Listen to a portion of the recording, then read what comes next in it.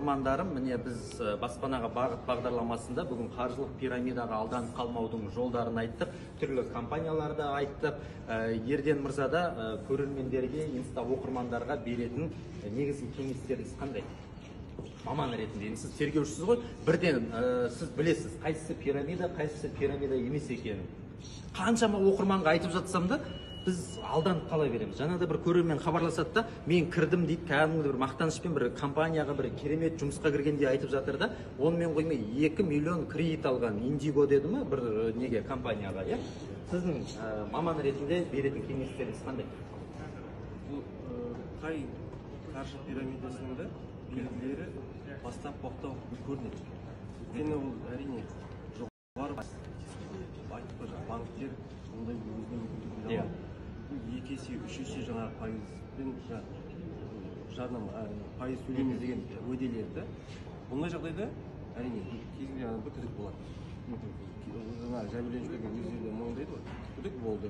Бірақ өйткені оған бірінші адам ретінде ақша төленгеннен кейін ол да жаңағы қасындағы сол достары құрбан болып отырады ғой, сол достары күшті ақша алады, соған біз еріп кетеміз, бізді тезірек байып кеттіңіз деп тұрады, сол иә негізгі. Бірінші адам алғаннан кейін екінші міндетті түрде алғысы келеді, қасындағы туысқандарына алғысы келеді.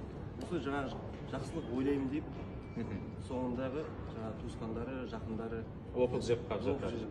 Ал енді шетелдік компания деп аттары көбейіп кетті. Сол жаңағыда көрерменіміз хабарласып, Англия қаржыландырады деді. Одан кейін бір оқыдым, Түркия дейді, Дубайдан келіп жатыр, Америка дейді. Ал шын мәнінде олардың ешқандай заңдық құжаттары да жоқ болады ғой, әлде қалай? Бірақ оларға айтсан айтады, біз заңды түрде тіркелгенбіз дейді. Заңды түрде тіркелгендер бар. Заңды түрде тіркеледі. Өйткені ол кез келген адам қазір әрине адам көбейген сайын оның ішінде сауаты бар, жоқ болса да әртүрлі адам. Сауаты бар адамдар сұрауы мүмкін. Сіздер салық төлейсіздер ме, әдет орган тіркелгенсіздер. Осы сұрақтарға олар жауап беру үшін қандай күдіктеніп тұрмас үшін кәдімгідей жауапкершілікте серіктестік ретінде тіркеліп қоюы мүмкін. Салық органдарына тіркеліп қоюы мүмкін, екі салықты төлеп қоюы мүмкін. Мәселен, жаңағы B2B Jewelry компаниясы ол өзінің жаңағы сауда орнын зергерлік дүкен ретінде ашқан. Оның ішінде кірсеңіз кәдімгі өзінің ғимараты бар, арендаға жалға алған шығар, өзінің ғимараты бар, оның ішіндегі алтын зергерлік бұйымдары бар. Кез келген адам кірген уақытта тумау да мүмкін. Ол жерде күтіп тұратын мәселе 100% салған ақшаны қайтарып алуға мүмкіндік болады. Уәде. Содан басталады. Ключевой дейді ғой, ең маңызды несі.